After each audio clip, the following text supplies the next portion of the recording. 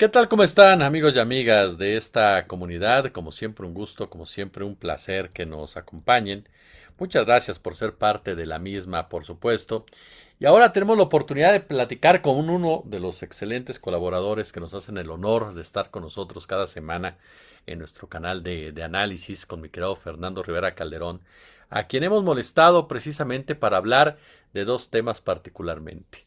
Una obra que él está encabezando, que está presentando en el Teatro Bar El Vicio, que sin duda alguna es una obra que no se debe de perder y que quiero preguntarle precisamente a Fer de qué va en un momento en el cual las narrativas, por supuesto, están más que presentes, en donde hay toda una batalla ya desatada en el marco cultural y la trascendencia precisamente de este tipo de actos, de obras, en donde a través sí del humor se reta también a la audiencia para cuestionar, para criticar lo que son actos que podrían ser verdaderamente deleznables por parte del conservadurismo.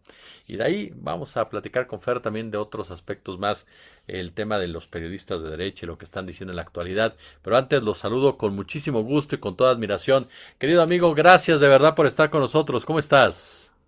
Un gusto y un placer y un éxtasis casi religioso, mi querido Jesús, poder saludarte y poder platicar pues de todos estos temas que has puesto como fichas sobre la mesa. Oye, pues por ahí comenzaría, querido. A ver, la insoportable levedad del Fer, ¿no? Eh, un título que a mí me remonta, sin duda alguna, a muchos aspectos, pero eh, ¿de qué va la insoportable levedad del Fer? ¿Qué busca la insoportable levedad del Fer, oye? Bueno, evidentemente abrevo del título de esta gran novela de Milán Kundera, pues una novela increíble que narra un momento histórico, pero también el momento personal de las relaciones amorosas que tiene el protagonista. Es una novela muy bella, muy profunda. Y bueno, yo me remito a ella de una manera lúdica para hablar a partir de el personaje que yo mismo en que yo mismo me he convertido, hablar de lo que pasa a mi alrededor en lo político, en lo internacional, en lo social, en lo deportivo, en todo, porque de algún modo todo está conectado. Yo soy de aquellos que piensan que todo es político, pero incluso hasta las relaciones personales que tenemos con nuestros amores y amigos también son políticas. También hay relaciones abusivas de poder, también hay microfascismos, todo se puede ver desde distintos ángulos y eso es lo que hace el sentido del humor, es lo que hace la comedia. Entonces, este espectáculo, La insoportable levedad del Fer, que estoy haciendo los jueves en el Teatro Bar El Vicio a las 9:30 de la noche, que me quedan tres funciones más, pues es un divertimento donde cada semana, utilizando algunos personajes que tengo, que son los recursos del cabaretero, pues me meto en el papel de un viejito cascarrabias que odia la 4T y se mete al teatro muy incómodo porque obviamente lo ha de haber llevado alguien a la fuerza o se confundió y creyó que iba a la casa del poeta en vez de al vicio. Y entonces empieza a pelearse con el público y a dar su opinión, como muchísimas personas de nuestro entorno común, que pues están muy enojados y le creen lo que dice Riva Payaso y le creen lo que dice Loret de Mola y le creen a Chumel Torres. Porque bueno, pues sí hay gente que les cree todavía. Yo utilizo mucho taxis de todos los tipos, de los de la calle y de aplicación. Y es común que vengan oyendo, pues, a veces en la radio a Joaquín López Dóriga o a Lorete Mola o al Estaca, ¿no? Que aunque tiene el contrapeso de Eduardo Videgaray, pues medio contrapeso, ¿no? Porque el Estaca se ha vuelto un loquillo ya al nivel de Ferriz, de cualquiera de los Ferriz, o de, pues, a las Raki o estos personajes, pues que ya Jesús me parece que están trascendiendo la línea de lo que es un debate político o una crítica política al terreno de las enfermedades mentales, ¿no? Y de la atención a la salud mental entre los medios y el periodismo de este país. Entonces, un poco juego con todo eso y me divierto mucho con el público, conmigo, porque yo tampoco sé exactamente a veces a dónde va a llegar el show y en cada uno pues hay como un hallazgo con el público, con la música, se me ocurre una canción de la nada o un poema y me gusta mucho hacer cómplice al público, así como pues aquí hacemos cómplices de este crimen que es opinar libremente en estos tiempos a todos quienes nos están mirando, ¿no? Oye, en ese sentido, ¿qué tan importante? Tú y lo hemos platicado ya en otras ocasiones, pero centrándonos precisamente en esto, en que de repente en la contraparte se cae ya en excesos, en cuestiones que, como bien dices, difícilmente puedes darles un debate ya más serio, más profundo, no, no serio, quito ese concepto, un debate más con argumentos más políticos, a lo mejor más académicos, más periodísticos, y tienes que contrarrestar de todas formas porque ese tipo de mensajes llegan a mucha gente de una forma u otra. Y es ahí precisamente en donde se requiere el humor inteligente, se requiere el humor profundo, se requiere ese humor en donde la gente logra captar lo que estás diciendo, porque en muchas ocasiones más fácil, no es que sea más fácil, pero más le llega el mensaje a las personas con un estilo, con un chiste, con un comentario sarcástico, con el humor negro, con una obra, ¿no? Como tal, que 10 mesas de análisis político que puedas tener por delante. Entonces, ¿cómo se inserta todo esto, por ejemplo, en este marco, incluso en la creación de tus propios personajes para esta obra? Híjole, bueno, pues el contexto político en el que estamos tan delirante, evidentemente a mí, como a cualquier caricaturista político, pues me da muchas herramientas. Y claro que el papel de ese humor ha sido fundamental en este país para su transformación, o sea, durante décadas, diría yo, el papel de los moneros en la prensa escrita fue fundamental, o sea, a veces solo a partir de lo que decía Naranjo o Helio Flores o Helguera o o Ríos, por supuesto, Pater, fundador de esa escuela de moneros políticos mexicanos, pues a muchos nos dio una formación política y nos dio la posibilidad de tener otro ángulo de ver las cosas. Ya después empezaron poco a poco columnistas políticos con una tendencia más claramente de izquierda, pero hubo una época donde el único lugar donde uno podía brevar era ahí en la caricatura política, que con el paso del tiempo pues ha ido mutando a lo que ahora son los memes o a lo que hacemos en Operación Mamut o a lo que hacen muchos comediantes, unos muy afortunados como Globolín Jackson, por ejemplo, y otros, pues pseudocomediantes que en realidad hacen bullying desde su situación de privilegio y se burlan de los chairos y de los pobres y de los gays y etcétera, ¿no? Que pues hay que distinguir que eso pues ya es otra cosa. Yo de ahí pues saco a mis personajes, los exhibo, me divierto, aunque al mismo tiempo me sorprende pues que todos de alguna manera, tú y yo lo hago como un acto lúdico y de actuación, pero en el fondo tú y yo podríamos ser dos señores fachos, tirándole mierda a la 4T en el Covadonga, cualquier jueves. O sea, ¿no? Es, no es mucha la línea que separa, porque de hecho, pues tenemos todos amigos de todas las tendencias políticas o conocidos o personas con las que hemos trabajado. ¿Qué tanto nos separa de ellos en términos, o sea, parecen a veces abismales nuestras diferencias ideológicas, pero compartimos todo lo demás? Y creo que en medio de esto me surge una reflexión que es cuánta energía no se ha gastado desde que llegó López Obrador a la presidencia en sembrar mentiras y desmentirlas. O sea, imagínate un mundo ideal, Jesús, donde todo ese gasto de tinta y de defensa desde las mañaneras del presidente López Obrador o de Claudia Sheinbaum, de decir, oigan, esto no fue así, Raimundo otra vez mintió. Puta, imagínate quitando ese bagazo de la información y del debate público, puta, tendremos un debate muy rico, muy enriquecedor. Claro.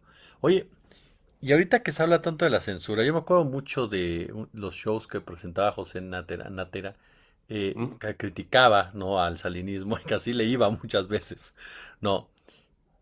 ¿Cómo sería el Teatro Va del Vicio, lo que tú haces ahorita, si se hubiera presentado anteriormente y cómo se presenta ahora? O sea, ¿cuáles son esas diferencias que tú sientes que se da para este tipo de espectáculos? en estos marcos de los gobiernos que se han tenido. Bueno, me ha tocado hacer cabaret en el vicio en otras épocas de este país y ha sido muy diferente.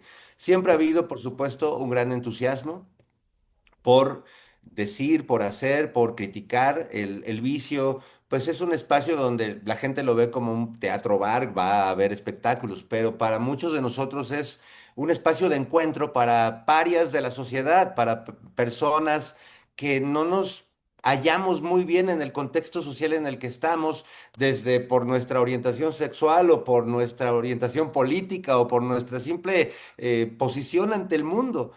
Y muchos llegamos al vicio. Seamos o no actores, seamos o no músicos, ha sido un gran lugar de encuentro, un gran espacio de entendimiento, de diálogo, de escucharnos, de abrazarnos, de cuidarnos cuando hay peligro, cuando hay amenazas. Y te voy a poner un ejemplo muy, muy nítido. En los tiempos de Felipe Calderón, si no me equivoco. Bueno, llevo más de 15 años haciendo cabaret ahí con las Reinas Chulas, con Marisol Gacé, espectáculos personales, con Tato Alexander, con muchos actores y actrices queridos con los que he compartido escenario. Y hice en algún momento una obra que se llamaba La Avenida de los Insurgentes. Esto fue en el aniversario de la independencia, o el bicentenario. ¿Quién estaba ahí de presidente? ¿Ya estaba Calderón o todavía Calderón, estaba Calderón. Calderón? Bueno, pues hacemos el espectáculo. Yo era el cura Hidalgo, salía Josefa y aparecíamos los personajes de la independencia 200 años después y veíamos el México de ahora. Y en medio de todo eso hacíamos una banda de rock, ¿no? En uno de los momentos de la obra cantábamos el himno nacional y de repente pues entraba un ritmo de reggaetón y el himno nacional se reggaetoneaba.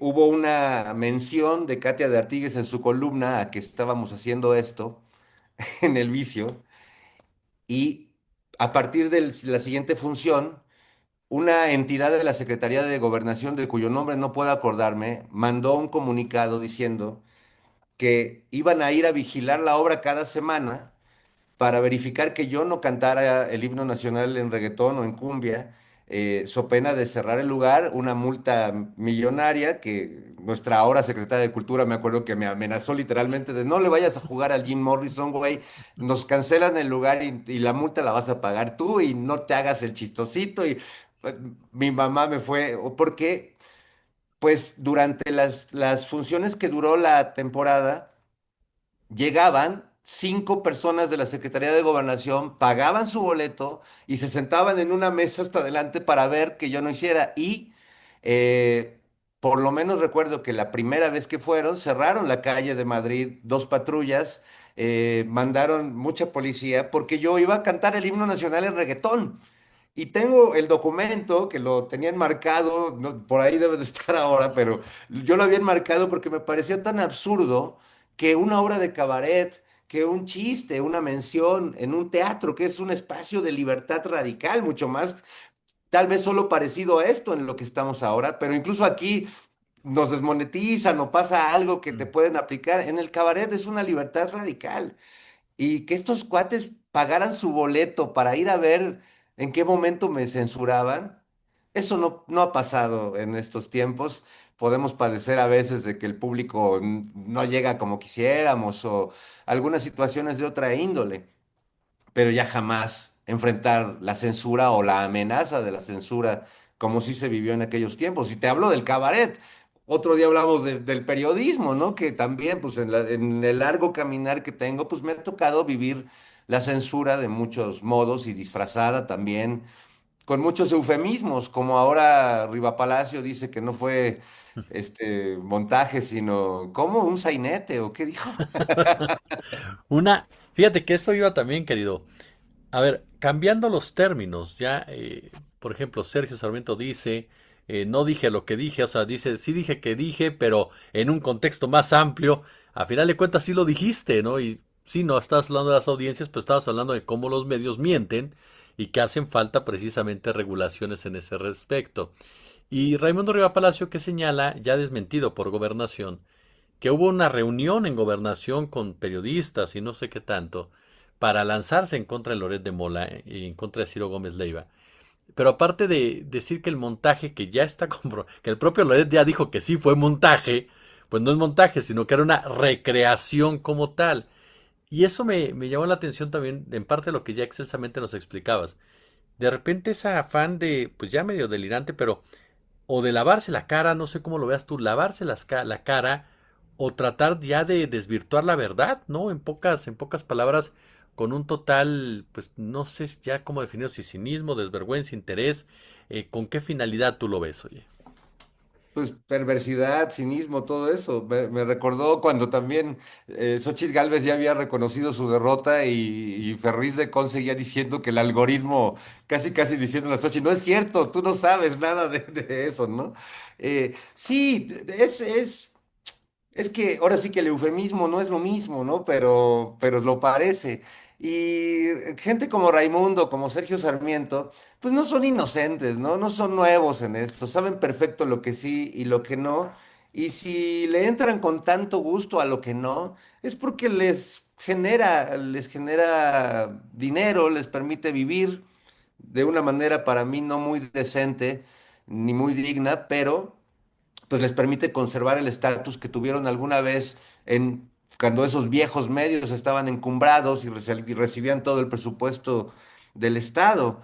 Pero sí, claro que tratan de lavarse, hacen las dos cosas, ¿no? Para mí, la columna de Raimundo o de Sarmiento o lo que hace Ciro, pues en ese sentido es como shampoo y acondicionador al mismo tiempo, porque se lavan las manos a ellos mismos, pero también buscan contar la historia, digamos, lo que hoy vendría siendo la visión de los vencidos, ¿no? O la narrativa de este grupo que ha quedado en medio de algo que no entienden y que se resisten a ver y que se resisten a creer, como dice Francisco Martín Moreno, es que no entiendo cuándo la gente va a entender que vivimos en una dictadura y que estamos en el peor escenario. Nunca, güey, o sea, no así como él lo está viendo, ¿no? Porque más bien, ¿quién no está entendiendo la realidad? ¿Quién no está leyendo bien lo que está pasando? Entonces, bueno, supongo que el sueño guajiro al final de todos ellos es que en el futuro los historiadores encuentren sus columnas y piensen que a lo mejor si alguna vez en este país hubo una narcodictadura, hubo una narcopresidenta, hubo un narcoestado, o que llegue el Marx Arriaga de la ultraderecha en el futuro lejano y reescriba los libros de texto para poner que estos güeyes fueron los adalides del periodismo que se sienten ser, ¿no? Mi querido Fernando Rivera Calderón, yo como siempre te agradezco muchísimo, de verdad, esta charla. Te agradezco muchísimo que estés con nosotros cada sábado a las 10:30 en el Molcajete Cósmico. Y por favor, invita por favor a la gente a tu espectáculo tan gustado, de verdad, tan recomendable, querido. Muchas gracias, querido. Bueno, pues nuevamente la invitación a que le caigan este jueves 6, el jueves 13 que sigue y el jueves 20 de agosto al Teatro Bar El Vicio, ahí en Madrid 13, en Coyoacán, muy cerca del centro de Coyoacán, a este show, La insoportable levedad del Fer, a las 9:30 de la noche comienza. Pueden echarse ahí, pues un trago coqueto, una botana y disfrutar pues de este espectáculo delirante con varios personajes, con poesía, con política, con música en vivo, con baile. Aparece la reencarnación de Gina Montes en medio de un sketch donde hago la palabra ladra, un homenaje a Alejandro Suárez. Y pues bueno, creo que se van a divertir mucho. Y si se puede, mi querido Jesús, pues podemos regalar 5 pases dobles también para el público Adelante, adelante. que te está escuchando, que aquí te manden su nombre, los primeros 5 interesados en ir este jueves o el siguiente, nada más que te digan la cual, me pasas la lista. Y pues también para que quienes no conozcan este lugar, quienes no hayan ido nunca a ver el cabaret mexicano, pues que se den esa oportunidad porque no se van a arrepentir. Totalmente, amigo y amiga, ya lo escuchó usted por parte de Fernando. Si ustedes gustan, los que quieran ir, aquí abajito en los comentarios, vamos entonces o escríbanos al correo de stog76@gmail.com. Los primeros 5 que nos escriban son precisamente los que se llevan los pases para el bar El Vicio, ya sea para esta función del jueves o para la siguiente. Así que ya lo saben, escríbanos en ese sentido a stock76@gmail.com. Ese es el correo electrónico, ustedes lo saben del canal, para que ahí podamos decirles, tú ganaste, tú ganaste, tú ganaste los 5 primeros que manden. Ahí van a estar para entregárselos a ustedes. Pasamos el número, el nombre y ustedes se presentan en el bar El Vicio y ahí ya saben perfectamente quiénes son. Mi querido Fernando, siempre un gusto de verdad en todos los sentidos. Igualmente, querido Jesús, un abrazo para ti y para toda la banda querida que nos está escuchando.